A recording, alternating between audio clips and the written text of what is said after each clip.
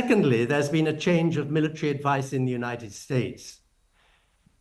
On previous occasions, when Netanyahu, at least two to my knowledge, tried to sucker the United States into this kind of a war.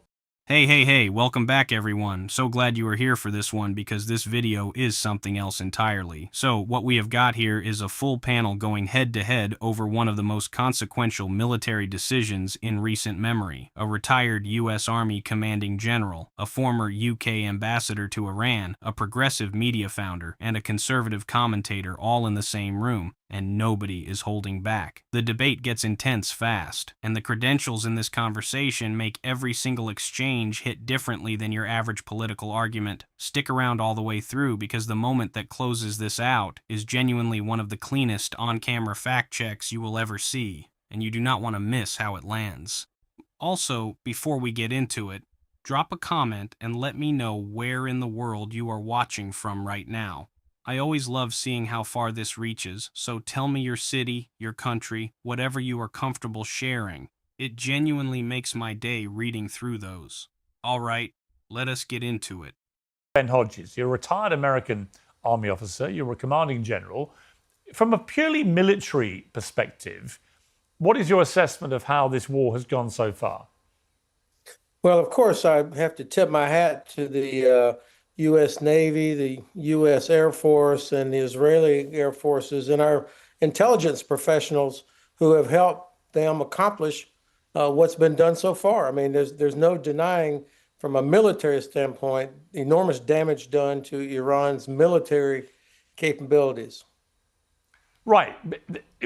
Could two things be true at once? That is all true, and that the combined firepower of the American and Israeli military has been overwhelmingly successful purely at targeting Iranian military assets and so on, but that at the same time, the Iranians have been fighting a slightly tangential war, which has been throttling the Strait of Hormuz and attacking the neighboring Gulf states in a way that is clearly deterring people from visiting them and clearly making a lot of people get on planes and get out of there.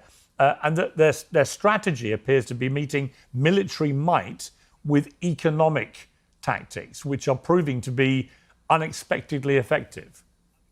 Well, you've put your finger on the key issue. What our military is doing is exactly what they were told to do, but that's not going to get us to where we need to be strategically. There are, in fact, two wars going on in parallel. The Iranians are fighting a completely different war, partly because they knew that they would never be able to stand up to U.S. and Israeli firepower. And I think they've been preparing for this possibility for decades. And so even after so many of the leaders were lost in the opening hours, they still launched huge numbers of counterstrikes against other countries, escalating the conflict horizontally to make it much more difficult for the U.S. to accomplish whatever it is we wanted to accomplish.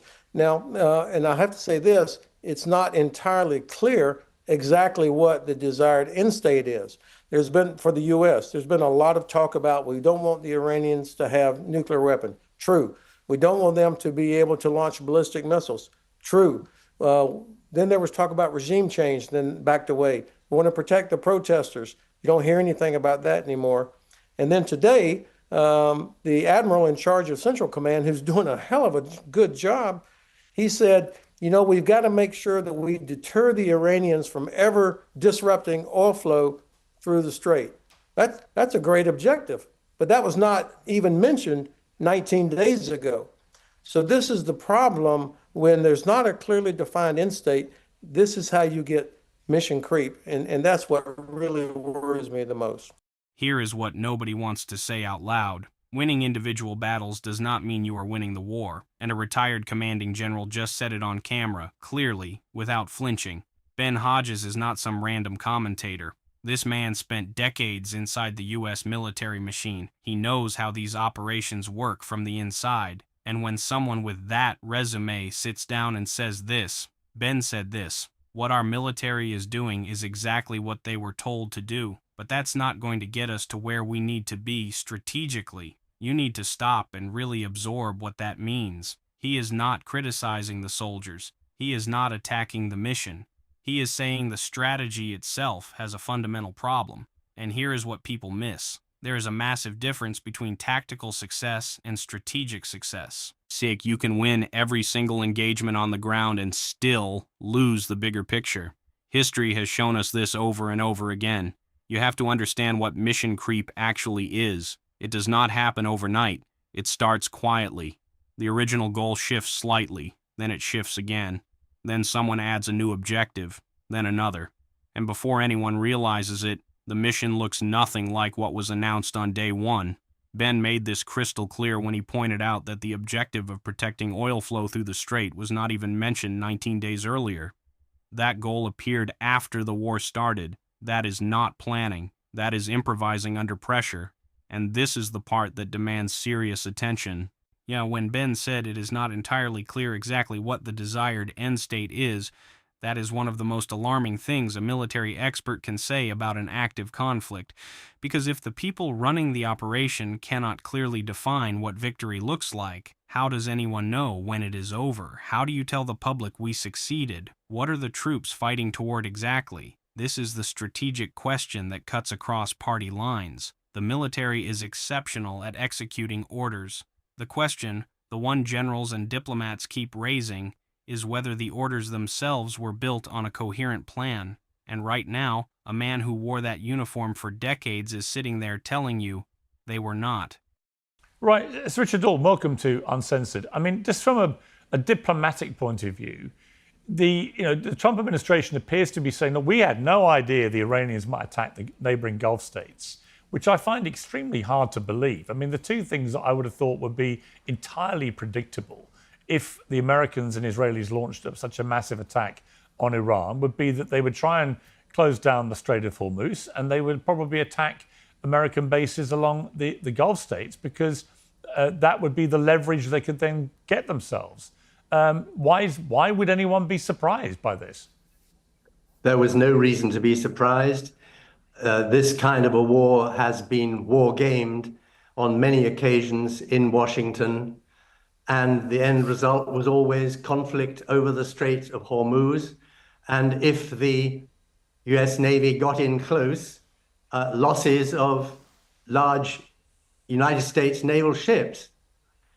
I think of a factor that hasn't been brought to play in public discussion yet, and I think it's worth asking for comment from the United States side of this discussion on it, which is, when I was involved in the early part of this century and subsequently in track 3, track 2 endeavors, the assumption about Israeli intentions was that they wouldn't attack Iran unless the sword was at their throats, the expression they used. And that was meaning if an Iranian nuclear weapon was unstoppable. And there's no evidence produced yet to justify the claim that that point had been reached by January, February this year. And personally, I don't believe it. I do not think an Iranian nuclear weapon was inevitable. Secondly, there's been a change of military advice in the United States. On previous occasions, when Netanyahu, at least two to my knowledge, tried to sucker the United States into this kind of a war, the chiefs of the defense staff said, well, hold on, there are major consequences separate from an attack on Iran and whether that's going to go well, namely a regional war and the Straits of Hormuz being brought into play. Now, this time, the chiefs of staff have not stood their ground. They've yielded to their commander-in-chief's totally superficial and ignorant analysis of the situation, not being interested to look at it in depth, and saying, because of this concept of American exceptionalism, that they can do what they want because they're so powerful, let's go with what Netanyahu wants to do. Yeah. Well, Ben Ferguson, I can see you pulling a number of faces there. It's good to see your face remains Botox-free, so you're able to do that, unlike the Oscars we witnessed at the weekend.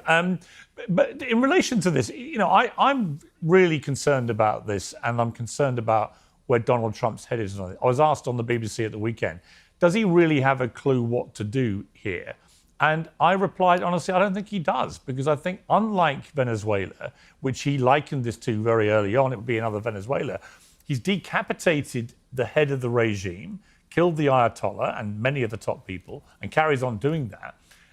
But there's a kind of asymmetric war going on that seems to be completely oblivious to that affecting any kind of regime change.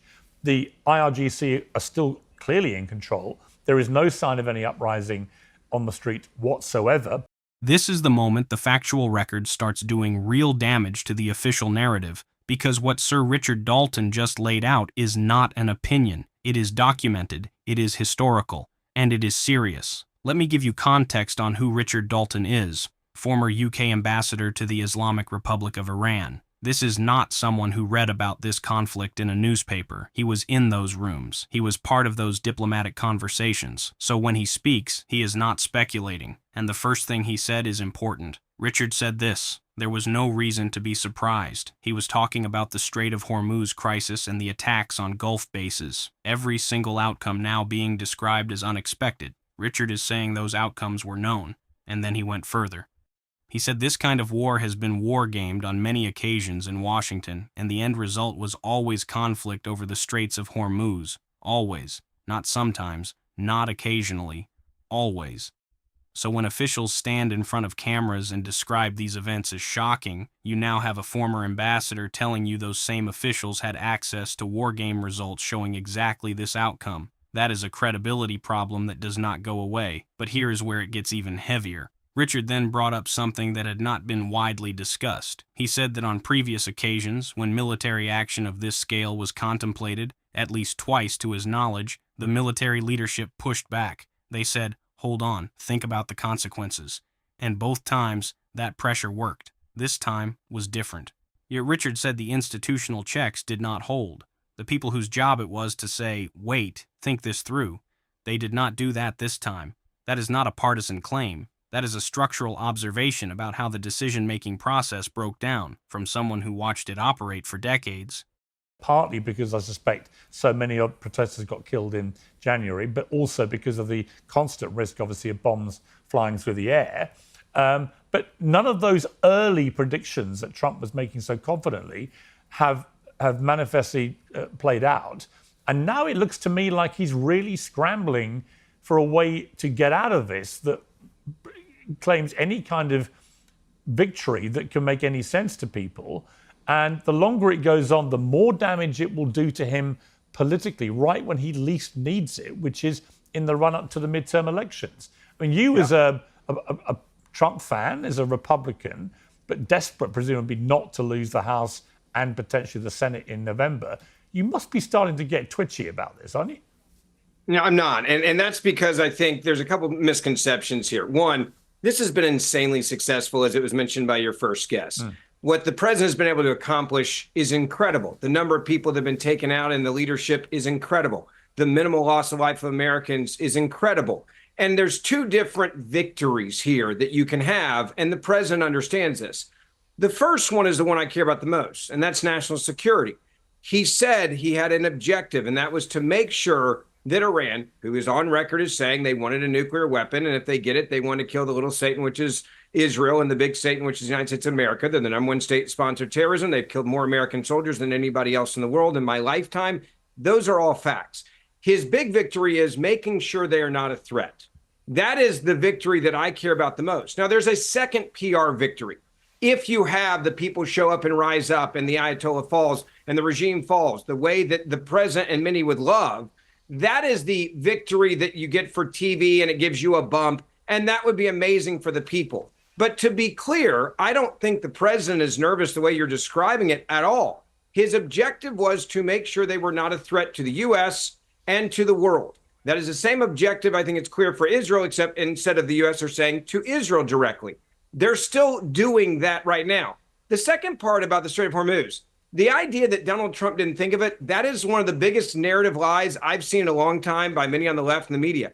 Donald Trump, and this is easy to find, you can chat GBT it, you can Google it, in 16, 17, 18, 19, and 20, talked about the Strait of Hormuz being shut down and the threat that Iran can have to it. The idea that they were sitting in a room and Marco Rubio and Pete Hegseth weren't talking about this is total nonsense. They have all talked about it, including Marco Rubio back as early as 2012 when he said it publicly. So they knew that the Strait was going to be an issue. And this idea that like they were somehow just like hoodwinked and didn't see it coming, that's just a straight up lie. So I think the president's doing what he thought he was going to do from the beginning. I do not believe, based on the people I've talked to at the White House and the people at the DOD, that they are concerned in any way the way you're describing it, like this is going to be a quagmire. He understands the midterms. He understands it needs to be quick. He understands he's on a short deadline here. And the main deadline for him is, are they a threat, yes or no, to the U.S.? He believes we're getting to the point where they will not be. That is the clear victory for him. And then the people. Why are they not out in the streets right now? Because there's a hell of a lot of bombs dropping. Is it easy to rise up right now? No, because there's a lot of bombs dropping. The question is, when we pull back and stop, will the people rise up then? They're not crazy. They're not insane. They're not going to go outside when all the bombs are coming in. Like, that would be insanity. So people demanding, like, where are they? Why aren't they in the streets? They were in the streets weeks ago because there were no bombs dropping then. So let's see what happens when America finally completes that main phase of the mission. And then they say, all right, now is your moment. But no one's going out in the streets right now. You wouldn't do it. I wouldn't do it. I agree. I said that was probably the reason. I mean, just to correct you on one thing, Trump literally said yesterday nobody expected that about the Strait of Hormuz crisis. So now we get to the part where the pro-intervention argument tries to hold itself together and hits a wall. Piers made an observation that a lot of viewers felt watching this in real time. He pointed out that none of the early predictions made so confidently have actually played out. Not one. The streets are not rising. The regime is not crumbling. The IRGC is still functioning, and the Strait is still a crisis point. Then the counter-argument comes in. The claim that the administration absolutely knew about the Strait of Hormuz risk all along, that it was discussed for years, that it was never a surprise, that anyone saying otherwise is distorting the record. Hold that thought. Hold it right there, because Piers does something incredibly simple in response. He does not argue. He does not debate. He just points to the record. And he says this, just to correct you on one thing. The president himself literally said yesterday that nobody expected that about the Strait of Hormuz crisis. That is it. That is the whole rebuttal. You do not need a 10-minute argument when the other side's own leader contradicted their talking point the day before. Several minutes of building a case that everything was anticipated and planned, answered in 4 seconds. Completely unanswerable. This is what the whole segment keeps coming back to. The serious concern was never about the military's capability. It was never about whether Iran is a destabilizing actor. The concern was always about whether there was a coherent plan with a clear end state, and whether the people making these decisions were being straight with the public about what they knew and when they knew it. Across every single part of this conversation, the answers were not reassuring. A general admitted the end state is unclear. A diplomat revealed the consequences were wargamed and known in advance. And a fact check using publicly available statements collapsed the preparation argument in real time. That is not spin. That is just what happened on camera. So what do you think? Drop your thoughts in the comments, like and subscribe, and I will see you in the next video.